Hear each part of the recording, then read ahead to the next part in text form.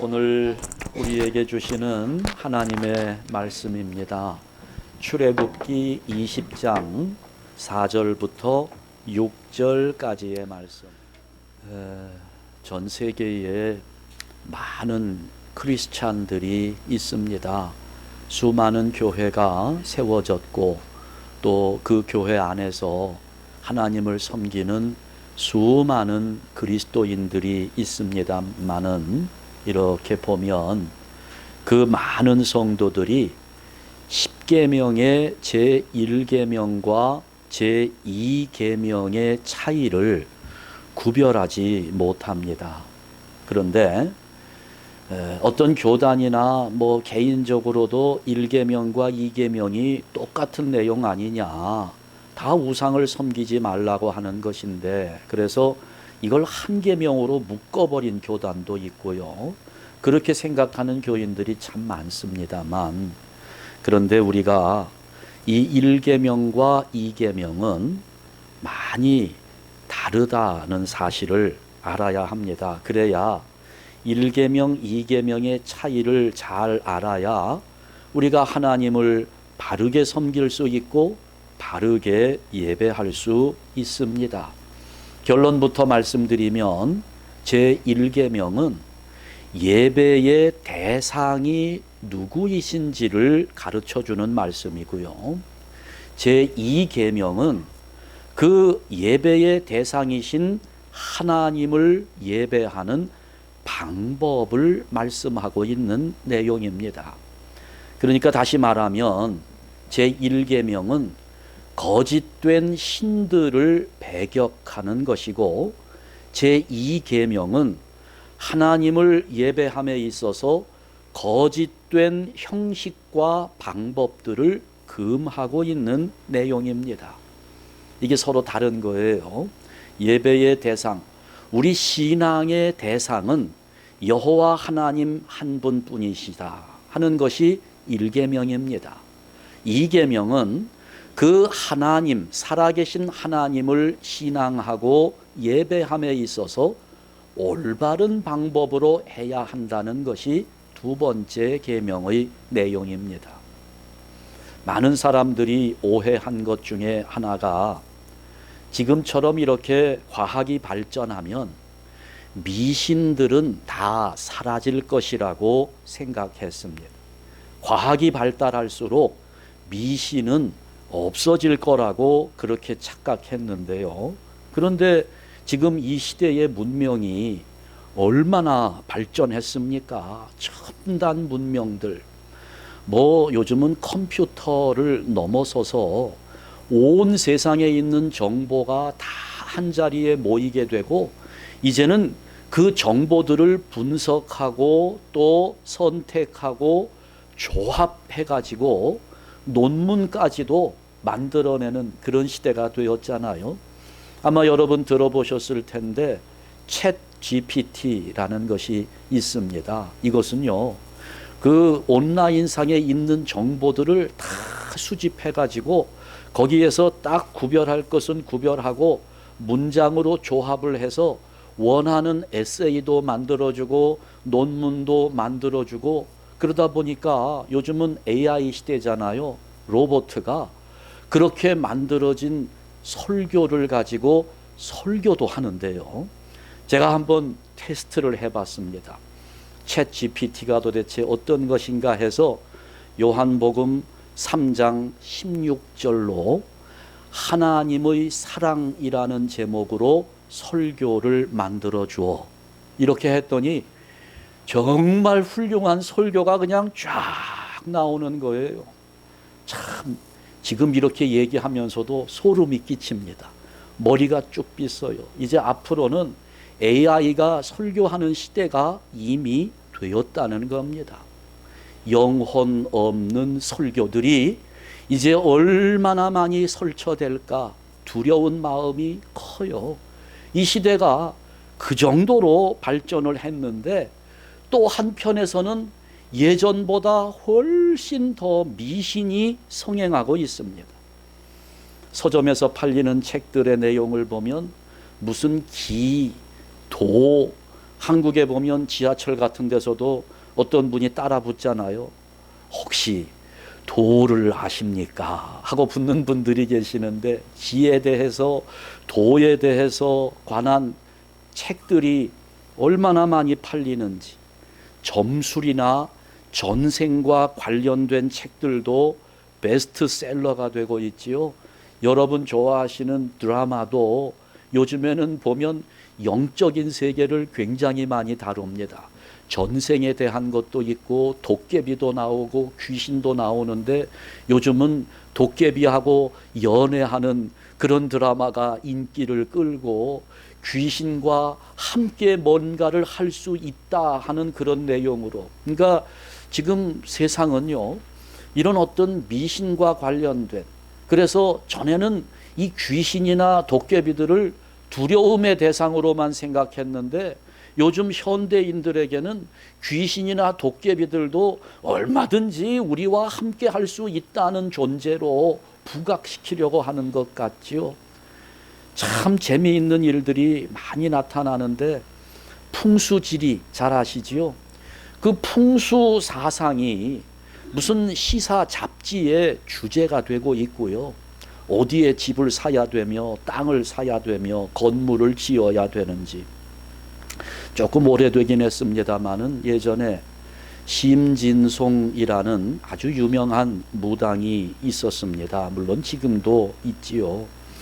에세이집을 하나 냈는데요, 신이 선택한 여자라는 책을 냈습니다. 그런데 그 책 속에 어떤 내용이 있었냐면, 서울 강남의 테헤란로에다가 집을 짓게 되면 회사가 번창한다 하는 내용이 그 책 속에 있었습니다. 한국에 있는 굴지의 기업들이 테헤란로에 사옥을 신축하는 붐이 일어났습니다. 거기에 집을 지으면 번창한다는 무당의 말을 듣고 대한민국 전체 기업이 춤을 추는 일이 벌어진 것입니다. 이게 과학이 이렇게 발전하는데 이상하게 사람들은 점점 더 다양한 방법으로 미신을 따르고 있는 겁니다. 뭐 학교마다 단군상을 설치해 놓고 그것이 한국의 조상이라고 그냥 내려오는 설화를 가지고 마치 실제 했던 것처럼 단군상을 설치해 놓고, 또 젊은 사람들은 미신 안 믿을 것 같지요. 여러분보다 젊은 세대 20대 30대들이요 궁합 훨씬 더 많이 봅니다. 사주 훨씬 더 많이 따져요. 요즘은 인터넷에서 궁합 사주 봐주는 사이트들이 다 있기 때문에 거기 들어가서 여자친구를 사귀는데도 궁합 사주를 보고 사귀고요.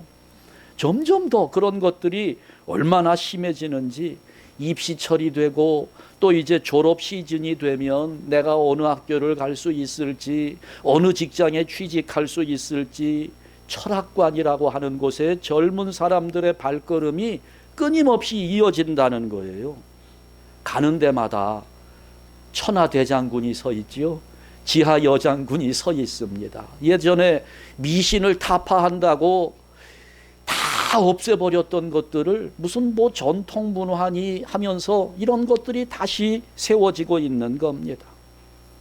요즘 점치는 분들이요, 예수 믿는 사람들 때문에 먹고 산다는 소문이 있어요. 그 점치는 분들이 광고하잖아요. 그러면 자기들의 전문 분야, 뭐에 대한 부분을 점을 잘 친다고 광고를 하는데, 그거 광고 쭉 하고 나서 한쪽 귀퉁이에 따옴표 해놓고 딱 써놓은 것이 기독교인 환영, 이렇게 써놨습니다. 예수 믿는 우리들도 얼마나 그런 미신을 추구하는 마음들이 가득 차 있는지.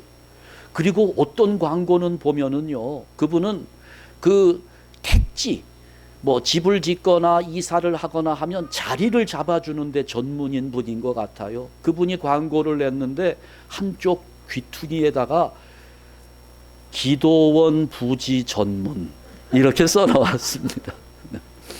참 재미있는 일들이 얼마나 많이 일어나고 있는지 몰라요. 여러분, 이런 것들은 다 제1계명을 범하는 것들입니다. 하나님만을 섬겨야 될 사람들이 세상 온갖 잡신들을 섬겨 나아가는 그런 모습, 1계명을 범하는 것입니다. 이런 의미에서 1938년 9월 10일 한국 교회 역사에 씻을 수 없는 오점을 남긴 날입니다.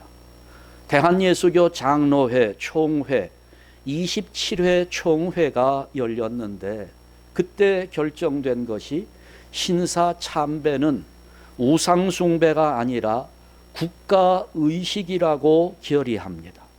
그리고 193명의 총대들, 목사와 장로들이 평양 신사를 찾아가서 신사 앞에 참배한 일이 일어났습니다. 물론 그때 그 결의에 반대하고 신사 참배는 우상을 숭배하신 것이라고 그렇게 하다가 주기철 목사님이나 많은 분들이 순교를 하게 되었지요. 그러나 그분들이 그렇게 죽임을 당한 것보다도 더 비극적인 것은 대한민국의 교회가 우상 앞에 숭배했다는 것입니다.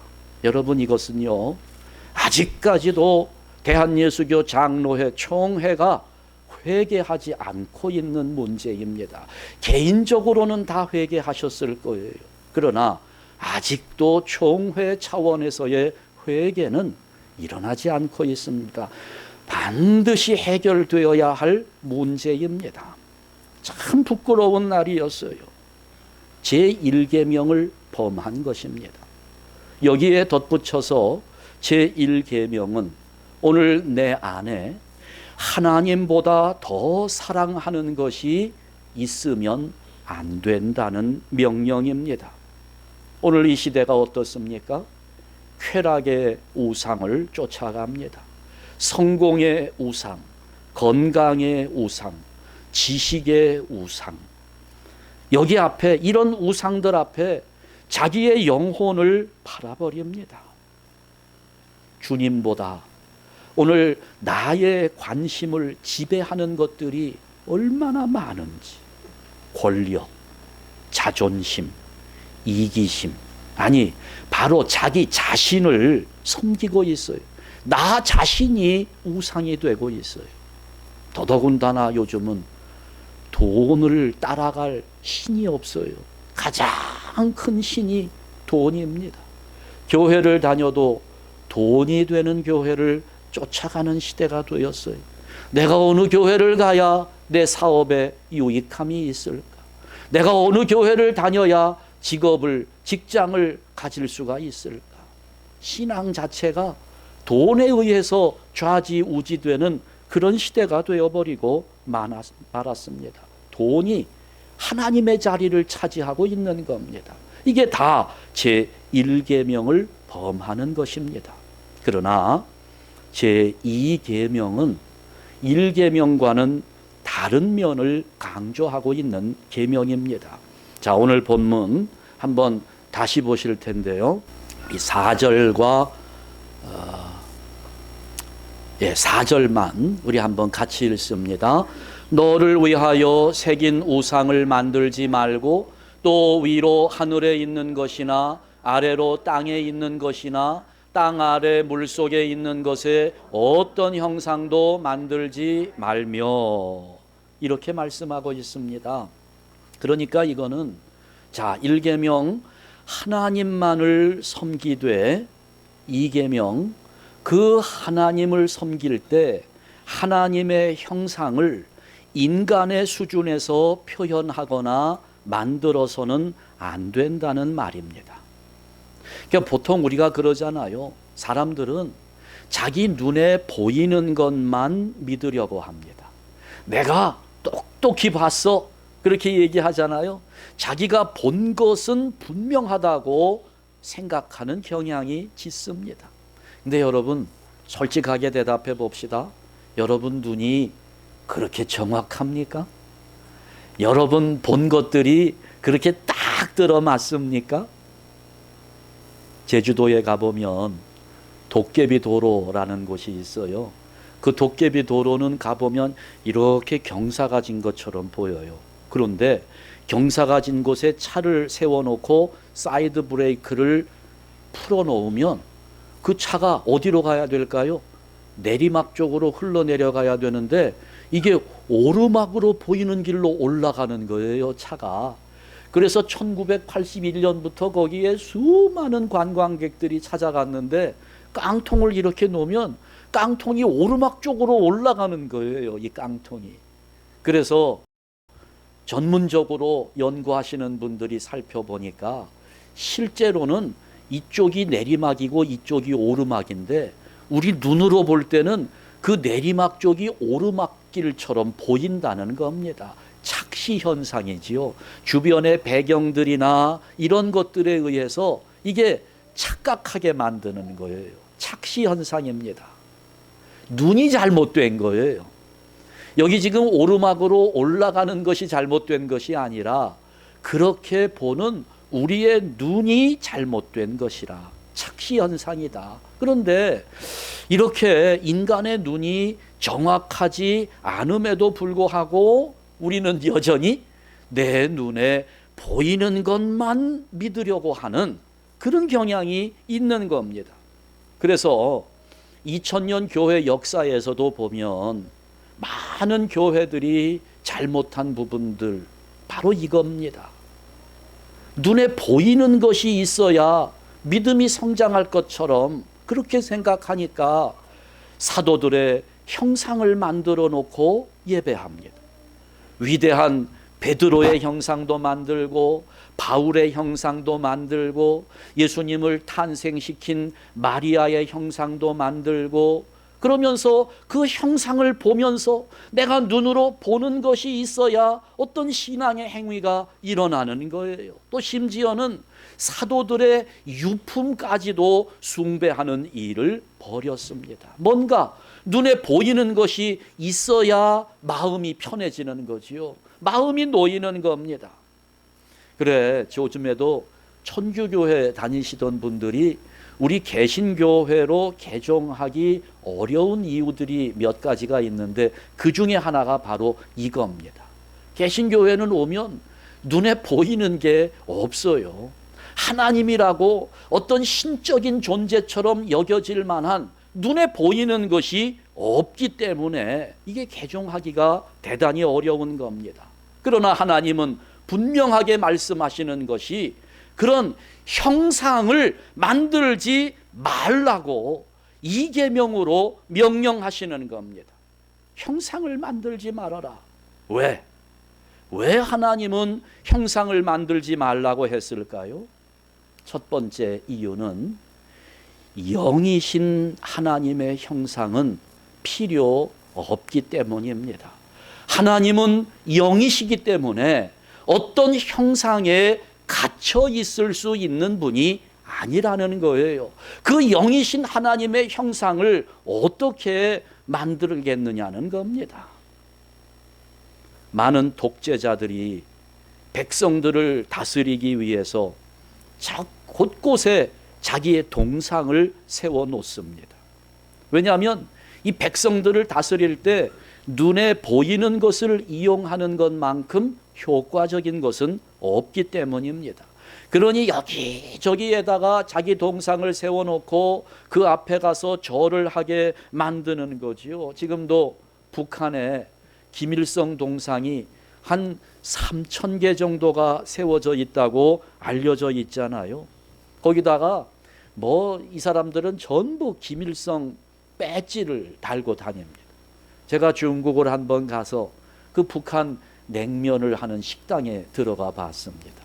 그랬더니 그 종업원들이 전부 배지를 달고 다녀요. 여자, 남자. 그래서 어떤 장로님 한 분이 손가락질을 했어요. 그 배지를 달고 이거 무슨 배지입니까? 그랬더니 그 종업원이 화를 어디다 대고 지금 감히 손가락질을 하고 있느냐고 화를 내면서 그 김일성, 김정일 그 배지를 얼마나 소중히 여기는지. 여러분, 그렇게 하는 이유가 무엇일까요? 그것은 사람을 지배하는 것은 제도가 아니라 생각이기 때문에 그런 겁니다. 어떤 제도를 가지고는 아무리 그것이 훌륭한 제도라 할지라도 사람의 마음을 지배할 수 없습니다. 그것을 실제적으로 지배하려면 그 사람의 생각을 파고 들어가야 하는 거지요. 그래서 독재자들은 자기 동상을 세워놓고 형상을 만들어서 사람들로 하여금 그 형상을 보며 늘 자신의 존재를 생각하게 만드는 겁니다. 근데 참 놀라운 것이 사람들은 그런 동상을 보면서 실제로 그분이 거기에 계신다고 착각을 한다는 것입니다. 그런 형상을 보면서 그 독재자가 마치 거기에 있다고 생각을 하는 겁니다. 그래서 배신을 하지 못하게 된다는 거죠. 그러니까 이 독재자들이 곳곳에 자기의 동상을 세워놓는 이유는 그거예요. 실제로는 자기가 그곳에 늘 있을 수 없기 때문에 거기다가 동상을 세워놓고 자기가 늘 거기에 있는 것처럼 사람들이 생각하게 만드는 거지요. 농부가 허수아비를 세워놓는 이유와 똑같은 겁니다. 자기가 늘 거기에 있을 수 없으니 허수아비라도 세워놓고 참새들이 거기 마치 농부가 있는 것처럼 그렇게 착각을 하도록 만드는 거지요. 내가 거기에 있을 수 없으니까 내가 있는 것처럼 하기 위해서 내가 가서 밥도 먹어야 되고 잠도 자야 되고 다른 일들도 해야 되고, 그러니 내가 이 넓은 지역을 다스리며 통치하기 위해서는 이렇게밖에 할 수 없어요. 한계가 있으니까 그 한계를 넘어서기 위해서 독재자들은 사람들의 생각을 장악하려고 그런 곳에 자기의 형상을 세우는 겁니다. 자, 그러면 오늘 우리도 우리의 믿음을 좀 이렇게 좀 돈독하게 하고 더 하나님을 잘 섬기게 하려면 하나님의 형상을 딱 만들어 놓고 여기 하나님의 형상이 있으니까 이 형상 앞에서 우리가 예배도 하고 경배도 하고 헌금도 드리고 기도도 하고 이렇게 하면 더 좋지 않을까, 인간적으로는 그런 생각을 할 수도 있어요. 그래서 사람들로 하여금 늘 그 하나님의 형상을 보게 하면 하나님을 더 잘 섬기기도 하고 하나님을 배신하거나 하나님을 떠나거나 하는 그런 일들도 없을 텐데, 우리가 좀 더 확실한 믿음을 가질 수도 있을 텐데, 그런데 하나님은 그렇게 하지 말라는 겁니다. 왜요? 우리 하나님은 우주에서 일어나는 모든 것을 감찰하시는 분이기 때문입니다. 하늘에 있는 것이나 땅에 있는 것이나 물속에서 일어나고 있는 모든 일들을 다 아시는 하나님이시기 때문에 안 계신 곳이 없으신 하나님, 못하는 것이 없는 하나님, 모르는 것이 없으신 하나님이시기 때문에 그렇게 할 필요가 없다는 거예요. 여러분, 세상에 하나님 몰래 일어날 수 있는 일이 있을 것 같습니까? 존재하지 않습니다. 하나님 몰래 세상에서 일어날 수 있는 일은 아무것도 없어요. 요나가 물고기 뱃속에 있을 때에도 하나님은 아셨고, 다윗의 침실까지도 하나님은 아셨습니다. 심지어 여러분, 하나님은 우리의 머리카락의 숫자까지도 다 헤아리고 계신다고 성경이 말씀하고 있어요. 그렇기 때문에 하나님은 안 계시지만 그곳에 계시는 것처럼 꾸밀 필요가 없는 것입니다. 우리 하나님은 백성들을 지금도 말씀으로 직접 다스리시는 분이기 때문에, 그래서 우리는 어떤 형상을 만들어 가지고 하나님은 여기 안 계시고 하나님은 저기 다른 데에 계시는데 마치 여기에 있는 것처럼 분위기를 조성할 필요가 전혀 없다는 겁니다. 어디에나 계시는 분이기 때문에, 무소부재하신 분이기 때문에. 그러니 여러분, 오늘 우리는 하나님의 말씀이 우리에게 있고 우리 안에 성령님께서 임재해 계시기 때문에 우리는 지금도 하나님의 형상이나 하나님의 모양이 없을지라도 얼마든지 하나님을 예배할 수 있고 하나님을 섬길 수 있다는 사실을 믿으시기 바랍니다. 두 번째로, 제한된 인간의 지식으로 무한하신 하나님을 표현하는 것은 불가능하기 때문입니다. 여러분, 만약에 삼위일체 하나님을 한번 그려봅시다 해가지고 제일 잘 그린 사람에게 큰 상을 주겠습니다 해서 대회를 열면 여러분 어떻게 그리시겠습니까? 삼위일체 하나님 그림으로 제대로 그려질까요? 어때요? 그릴 수 있겠습니까?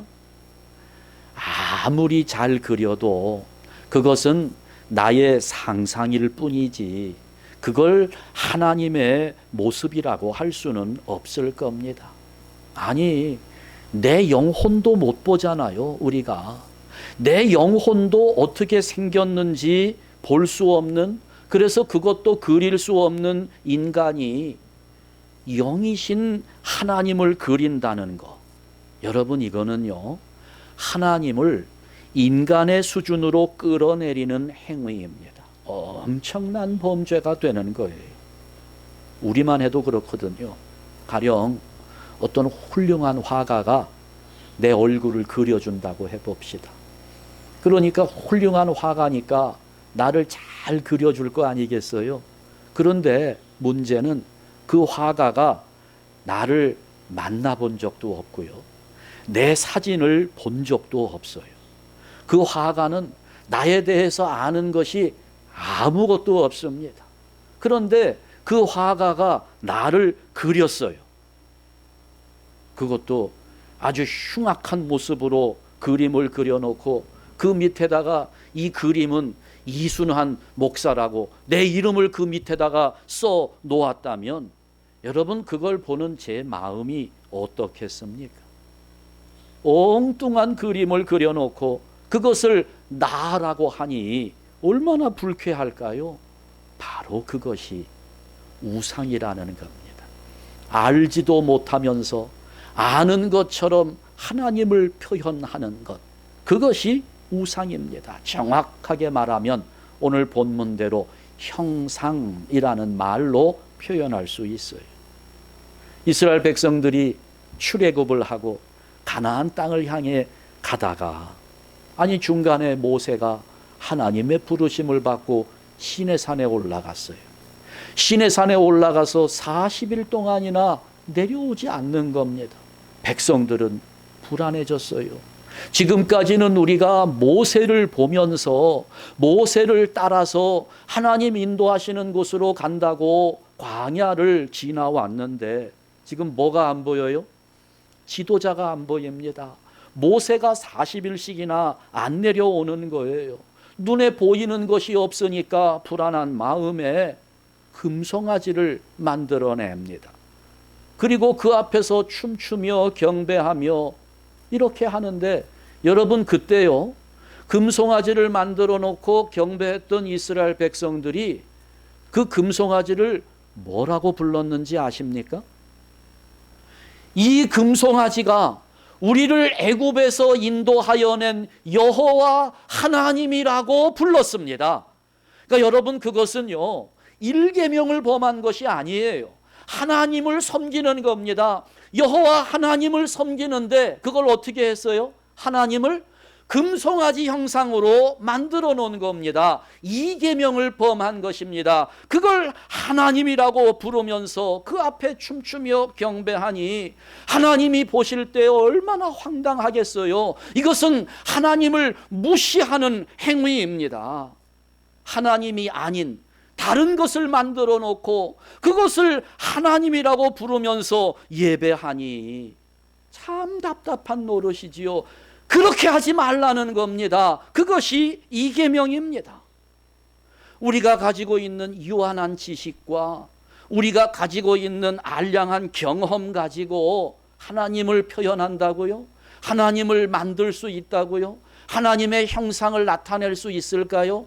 아니라는 겁니다. 그럴 수 없다는 거예요. 할 수 없는 것인데, 그럼에도 불구하고 오늘 이 시대까지도 많은 성도들이, 많은 교회들이 얼마나 이러한 잘못을 많이 저지르고 있는지 몰라요. 비록 그림으로 표현하지는 않지만, 비록 어떤 형상으로 만들어 놓지는 않지만, 우리의 생각 속에다가 하나님을 제한시켜 버리려는 시도를 얼마나 많이 하고 있는지 모릅니다. 여러분은 어때요? 하나님은 어떤 분이어야 한다고 생각합니까? 많은 사람들이 자기의 생각 속에 하나님을 가두어 놓습니다. 하나님은 반드시 내 질병을 치료해 주셔야 되는 분이어야만 한다고 생각하는 사람들이 있어요. 하나님을 그렇게 제한하는 겁니다. 많은 사람들이 하나님은 반드시 내 편이 되어야 한다고 생각하는 사람들이 있어요. 왜요? 하나님이 저쪽 편이 되면 안 되는 걸까요? 하나님은 내 사업을 반드시 성공시켜 주어야만 하는 분이라고 생각하지요.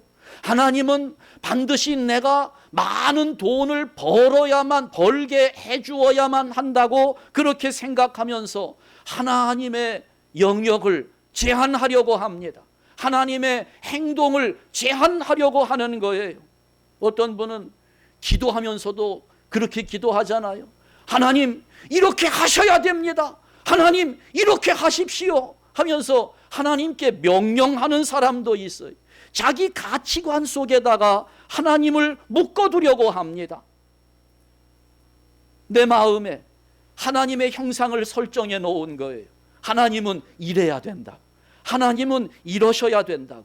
그러면서 자기가 설정해 놓은 그 하나님의 형상에 맞지 않으면 하나님을 믿지 않겠다고 그렇게 협박하는 사람들도 있어요. 하나님이 그러시다면 나는 하나님을 믿지 않겠다고. 네, 여러분, 착각하지 맙시다. 하나님은 자유하신 분입니다. 하나님 마음대로 하실 수 있는 분이에요. 무엇을 하시든지 하나님 마음대로입니다.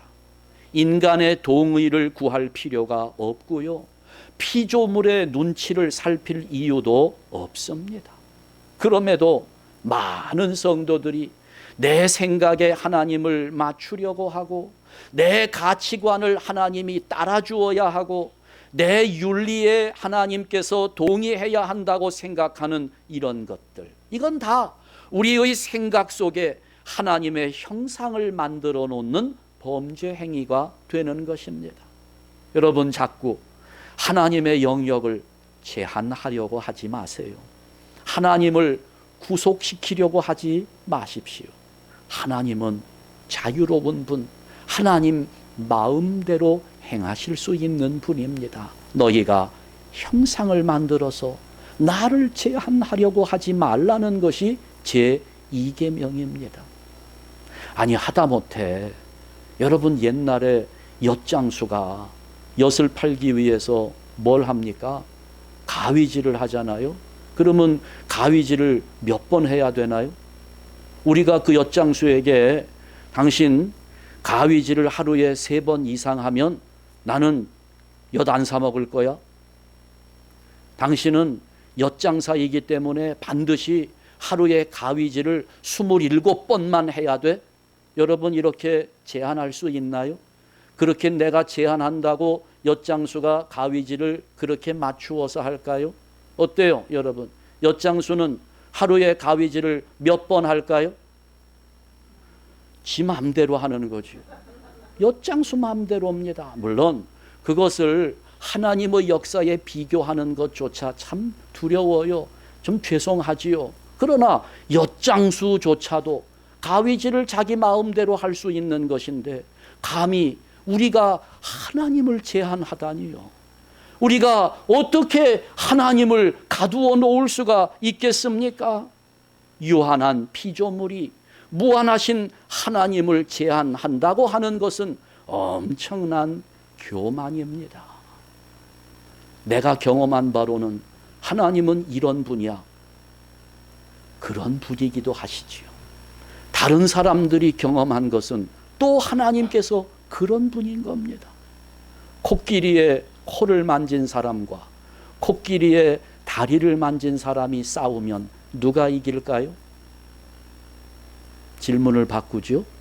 코를 만진 사람과 다리를 만진 사람이 누가 옳은가요?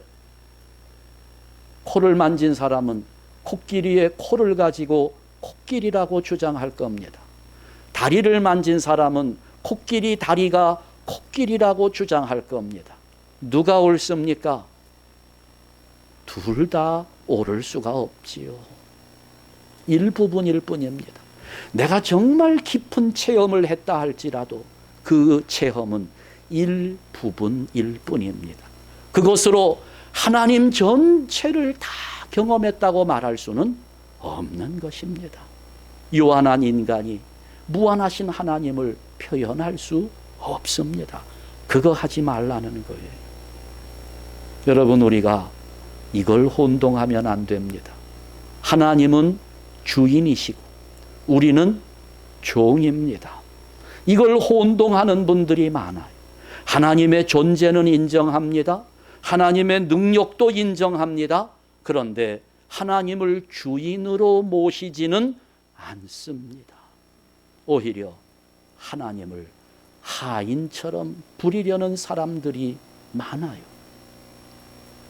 알라딘의 요술 램프 이야기를 잘 아실 겁니다.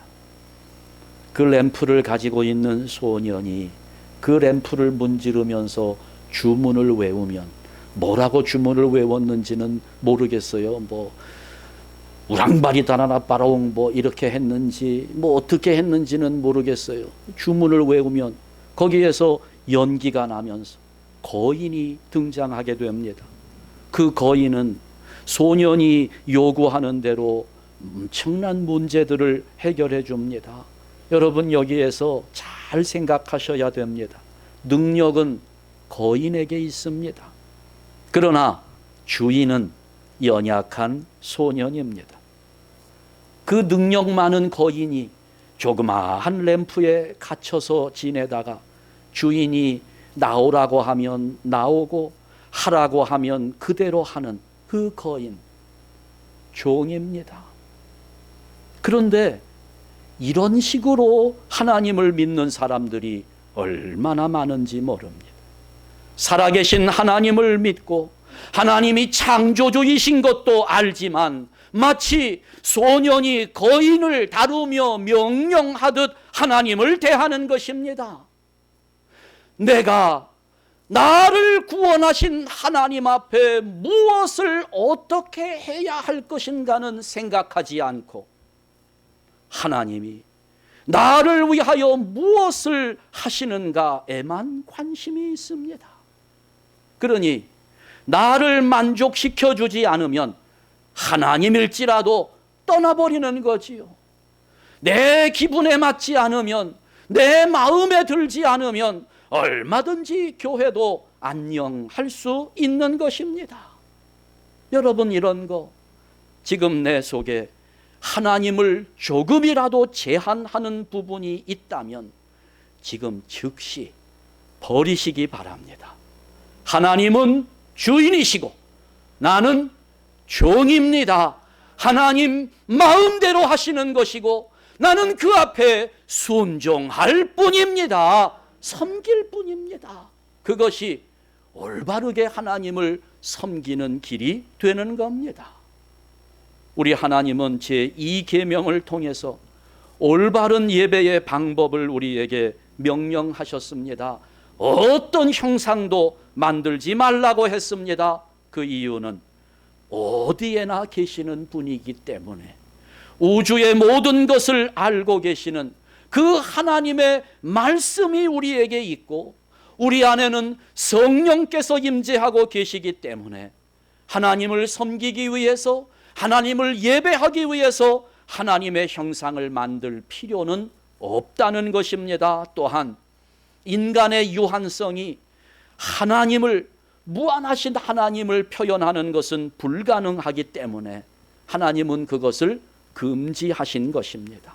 이 시간에 우리 눈에 보이는 어떤 형상이든지 또는 우리 마음속에 제한하고 있는 어떤 하나님의 형상이든지 이 모든 형상들을 완전히 지워버리고 온전한 모습으로 영이신 하나님을 섬기며 예배하면서 그 하나님께 영광 돌리는 우리 한샘교회가 될 수 있기를 주님의 이름으로 축원합니다.